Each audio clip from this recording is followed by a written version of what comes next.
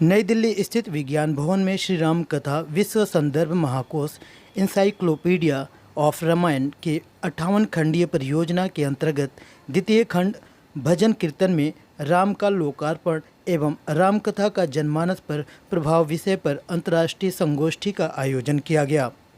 इस दौरान साहित्यिक सांस्कृतिक शोध संस्था मुंबई द्वारा भजन कीर्तन में श्री राम का संदर्भ का लोकार्पण आज विज्ञान भवन में केंद्रीय संस्कृति मंत्री भारत सरकार किशन रेड्डी, केंद्रीय राज्य मंत्री अश्विनी कुमार चौबे के कर कमलों द्वारा किया गया। इस दौरान देश विदेशों से आए प्रख्यात हस्तियों ने श्री राम कथा के बारे में विस्तृत जानकारी मीडिया के माध्यम से साझा करते हुए देखिए क्या कहा। मैं स्वामी आगमानंद भागलपुर बिहार से और उत्तर तोताद्री मठ अयोध्या से। आज के कार्यक्रम का 3 विषय प्रमुख है। पहला, राम कथा विश्व संदर्भ महाकोश का लोकार्पण। दूसरी चर्चा, राम कथा का जनमानस पर प्रभाव। और तीसरा है संगोष्ठी समारोह, मनीषियों का, विद्वज्जनों का और सम्मान समारोह। इन तीनों, ये जो ग्रंथ लोकार्पित हो रहा है, इसके प्रधान संपादक डॉक्टर प्रदीप कुमार जी साहित्यिक सांस्कृतिक शोध संस्थान मुंबई से हैं और सारे कार्यक्रम के सूत्रधार हैं। इनके मन में यह भाव उपजा, इन्होंने पूरे राष्ट्र के, देश के, विदेश के सभी मनीषियों, विद्वानों, संतजनों से जुड़ करके ये विचार किया कि राम कथा से जुड़ी हुई, राम के जीवन, चरित्र, व्यक्तित्व, कृतित्व से जुड़ी हुई जितनी चर्चाएं हैं, जितने ग्रंथ हैं, चाहे भाषा अलग हो, क्षेत्र अलग हो, स्थान अलग हो, परिवेश अलग हो, वो सब एकत्रित कैसे हो। उसी के उद्देश्य से 58 खंडों में राम कथा विश्व संदर्भ महाकोश संपादित हो रहा है, जिसमें अनेक संपादक मंडल हैं, प्रधान रूप से संपादित करते हुए ये सबको जोड़े हैं। और निश्चित रूप से यह कार्य भारत में ही नहीं, विश्व में अद्भुत है। आज फिलहाल देखा जाए जिस तरीके से आप लोगों ने एक आयोजन किया है, लेकिन उससे पहले अगर आपके बैकग्राउंड जाने तो आपने एक पुस्तक लिखा है, उसके बारे में थोड़ा सा मीडिया के माध्यम से ब्रीफ कर दीजिए। जैसे रामचरितमानस गोस्वामी तुलसीदास जी के द्वारा लिखा हुआ है, ठीक उसी प्रकार दुर्गा चरितमानस की रचना मेरे द्वारा भगवती की कृपा से हुई है। जो भाषा शैली रामचरितमानस की है, वही भाषा शैली उसकी है। जिस प्रकार रामचरितमानस के माध्यम से पूरे विश्व में भगवान के राम के चरित्र का, व्यापक चरित्र का प्रसार हुआ, उसी प्रकार हिंदी में दुर्गा चरितमानस अधिकाधिक जनमानस लाभान्वित हों विश्व में, इसके लिए लिखा गया। चूँकि संस्कृत खास करके अब मनुष्यों की भाषा रही है और आम आवाम भाषाओं में भी भगवान का चरित्र फैले, ये अच्छी बात है। इसमें राम कथा का प्रभाव जो है अंतर्राष्ट्रीय सेमिनार का एक सब्जेक्ट रखा गया है, विषय रखा गया है। ऐसे विषयों पर बार बार मतलब मंथन करने से चीज़ें और भी क्लियर होती हैं। और इसके पीछे रीज़न यह है, हम 58 खंडों की परियोजना को लेकर कर चल रहे हैं, जो इंसाइक्लोपीडिया ऑफ रामायण कहलाती है। प्रथम खंड का विमोचन इसी हाल में रेड्डी साहब और चौबे जी के माध्यम, आदरणीय मंत्री चौबे जी के माध्यम से हम लोगों ने यहाँ पर संपन्न कराया था। और इस बार भी मतलब इतना भव्य कार्यक्रम हो रहा है, आप लोगों के माध्यम से पता ही चल रहा है आपको। तो बार बार ये जो मंथन करने से चीज़ें अच्छी तरह से और नवनीत निकल करके आता है। और जब नवनीत निकल करके आता है तो उस नवनीत को जितना भी हम प्रसाद के रूप में बांटेंगे तो उसका मतलब एक अलग आनंद होगा। जब हम लोग जनमानस के ऊपर प्रभाव की बात करते हैं तो जनमानस को भी पढ़ना पड़ता है। बिना जनमानस को पढ़े एक डॉक्टर अगर रोगी को नहीं पढ़ पाता तो वो अपनी औषधि का उसके ऊपर क्या प्रभाव है कैसे बता पाएगा। तो इस कार्यक्रम का उद्देश्य केवल राम जी का प्रचार करना नहीं है, राम जी के चरित्र का प्रचार करना नहीं है, राम जी को भी अलग अलग कवियों ने अलग अलग एंगल से देखा है, चूँकि आगे समाज भी अलग अलग प्रकार का है। अब तुलसी जी की दृष्टि से देखें तो उनके आराध्य राम है। आराध्य के प्रति जो एक दृष्टिकोण होता है वो एक अलग होता है, एक सुधारक के प्रति एक जो दृष्टिकोण होते हैं वो अलग होता है। जब हम सुधारक की दृष्टि से, हम लोग तो जनमानस पे प्रभाव नहीं चाहते, हृदय को प्रकाशित करना चाहते। हम केवल उस क्रिकेटर की तरह के हाथ में बल्ला लेके ग्राउंड पे तो आ गए, पिच पे भी आ गए, और हम बॉल को नहीं पढ़ सकते, तो खाली हमारा सजावट ही रह जाएगी। हेलमेट भी लगा लिया, बॉल भी ले, हमने बैट्स भी ले लिए और ये भी पहन लिए सब कुछ, और हमें बॉल पढ़नी नहीं आई तो कितने रन बन जाएंगे। इसलिए जब हम लोग एक अच्छे पॉजिटिव उस पर चलते हैं तो बॉल को पढ़ना ज़्यादा ज़रूरी है। कार्यक्रम तो ये लगातार चलने वाला है। अभी कोरोना काल में ये बना इसका कार्यक्रम विश्व कोश का 58 खंडों में, और अभी तक जो विषय अछूते थे वो सब इसमें लिए गए हैं। वैसे हम लोग पिछले 12 वर्षों से लगातार विश्वविद्यालयों में राम कथा पर सेमिनार्स करते आ रहे हैं, जब इसकी योजना नहीं थी तब से। दूसरी बात जो इससे जुड़ी हुई है वो ये कि राम का कोई केवल ग्रंथों में उल्लेख नहीं है, हमारी लोक कथाओं में भी राम है, हमारे लोक गीतों में भी राम है। भारत की कोई ऐसी बोली नहीं है जिसमें राम न हो। भारत की सारी भाषाओं में राम कथाएं हैं। मैं डॉक्टर हिमांशु मोहन मिश्र दीपक, बिहार प्रांत के भागलपुर ज़िले से हूँ, और मेरा ननिहाल सीतामढ़ी में है, जहाँ सीता जी का प्राकट्य हुआ है। ये सौभाग्य हमें मिला है। और मेरे परिवार में 150 वर्षों से एकादशी का कीर्तन होता है, जिसमें रामचरितमानस का गायन होता है। और हम लोगों ने यही सीखा है अपने पूर्वजों से कि राम जी के जीवन शैली को अपने जीवन में उतारिए। कथा कहने से नहीं होता है, उपदेश तो बहुत होते, सुधरती क्यों नहीं दुनिया। हमें कहना तो आता है मगर करना नहीं आता। अच्छा, सबसे पहले ये बता दूं कि लगभग 190 वर्ष पहले हमारे पूर्वज यूपी और बिहार से मॉरिशस गए। उस समय अंग्रेज़ों का राज्य था भारत में भी और मॉरिशस में। 1833 में एबॉलिशन ऑफ स्लेवरी जिसको कहते हैं, इसके बाद वहाँ पर मजदूर खेत में काम करने के लिए कोई नहीं था, इसलिए भारत से मजदूर गए, जिसको बोलते हैं गिरमिटिया मजदूर। जब वे लोग गए थे तो लोग अशिक्षित थे, पढ़े लिखे नहीं थे। वे लोग अपने साथ रामायण लेकर के गए थे और हनुमान चालीसा। तो उन लोग को ये प्रलोभन दिया गया कि आप पत्थर उलाटेंगे तो सोना मिलेगा। छलावा था। जब वे वहाँ पर गए, उस पर अन्याय, शोषण, अपहरण होता रहा, कोड़े की मार।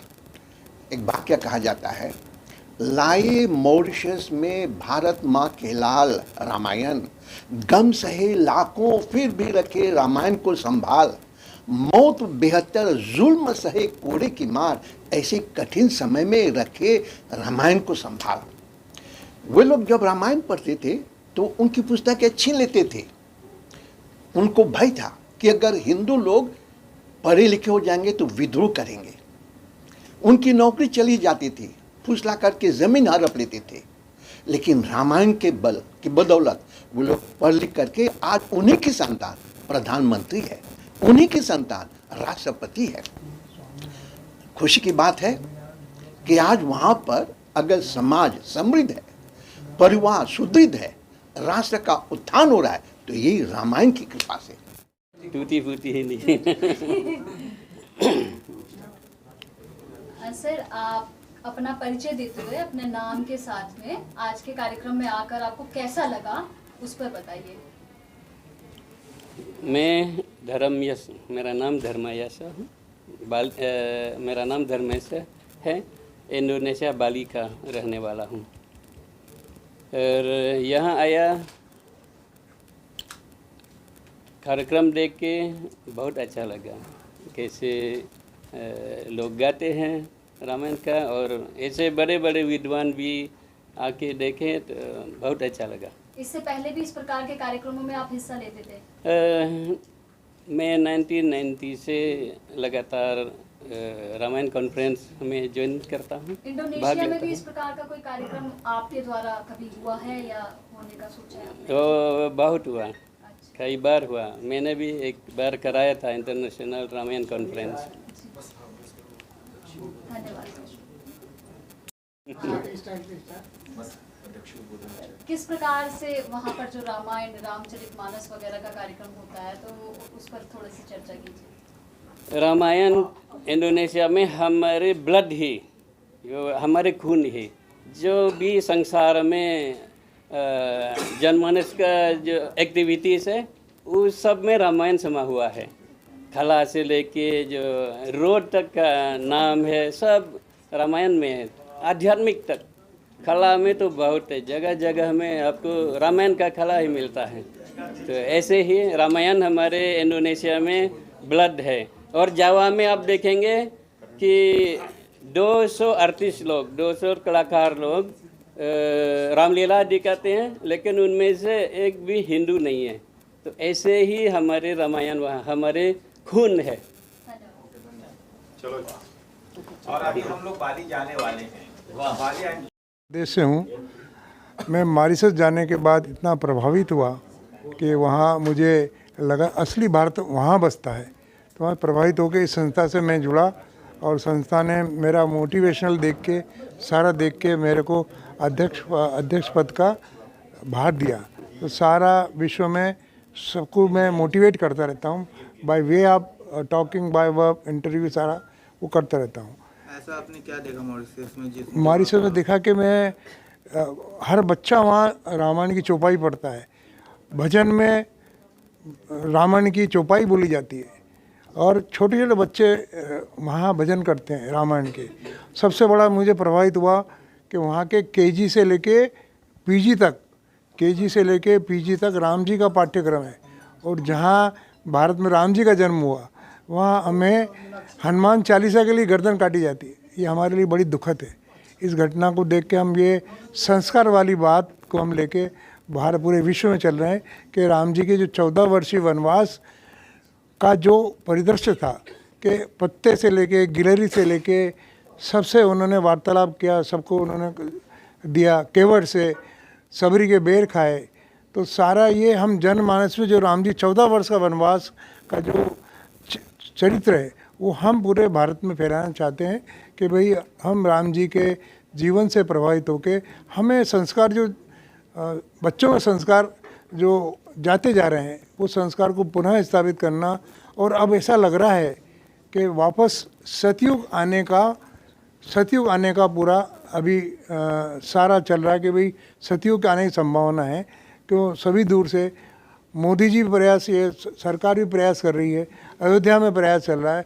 तो हम ज़मीन लेवल से एक कार्यक्रम देके लोगों को संस्कार वाली बात कर रहे हैं। इसलिए सारी यूनिवर्सिटी जितने भी हैं, सारी यूनिवर्सिटी से हमने जोड़ा गया है ताकि वो बच्चों में वहाँ भी राम जी के बारे में लोग बताएं। इसलिए सभी यूनिवर्सिटी के जो अध्यापक हैं, उनको जो 58 खंड के हमने संपादक बनाया है, ताकि वो खंडों के माध्यम से कॉलेजों में बच्चों में संस्कार दें। तो ये सारी योजना चल रही है। 58 खंड बनने के बाद ये 58 खंड की पीएचडी होगी, और इस पीएचडी होने के बाद फॉर्मेशन ऑफ द यूनिवर्सिटी का भी हमारा प्रोविजन है कि राम जी के बारे में रिसर्च के बारे में लगातार चलता है, एक यूनिवर्सिटी का निर्माण भी करना है। तो ये हमारा कार्यक्रम चल रहा है, और सब प्रभु कृपा हमारे पे हो, हनुमान जी कृपा है। हमें उम्मीद है कि हम सफल होकर एक ऐसा छोड़ेंगे इतिहास बना के कि एक राम जी के बारे में स्थायी हो जाऊँ। धन्यवाद मित्रों। Operating officer HPM chemicals and fertilizers से आया हूं, और मैं प्रेसिडेंट भी हूं कुंजाइट ग्रुप का, जो कि एचपीएम की सब्सिडियरी है। मेरा मेन उद्देश्य यहाँ पे आने का था कि रामायण का क्या मतलब प्रभाव है कॉरपोरेट जगत में। तो बेसिकली कॉरपोरेट जगत के अंदर हम क्या सीखते हैं रामायण से, इसके बारे में मैं बोलने आया था।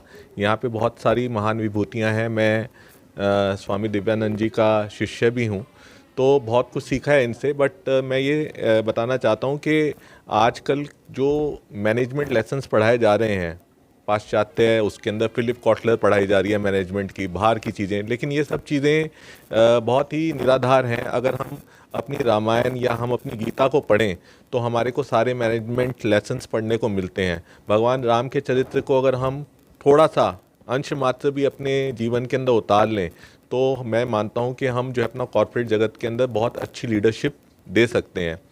और स्पेसिफिकली जैसे रामायण के अंदर कुछ चौपाइयाँ हैं, जैसे कि रघुकुल रीत सदा चली आई, प्राण जाई पर वचन ना जाई।